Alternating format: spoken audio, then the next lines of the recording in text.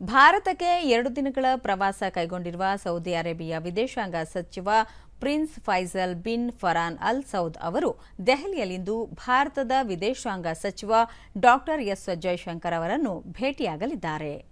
ಈ ಸಂದರ್ಭದಲ್ಲಿ ಉಭಯ ನಾಯಕರು ಎರಡೂ ದೇಶಗಳ ನಡುವಿನ ಬಾಂಧವ್ಯ ಬಲವರ್ಧನೆ ಸೇರಿದಂತೆ ಹಲವು ಕ್ಷೇತ್ರಗಳಲ್ಲಿ ಪರಸ್ಪರ ಸಹಕಾರದ ಕುರಿತು ಚರ್ಚೆ ನಡೆಸಲಿದ್ದಾರೆ.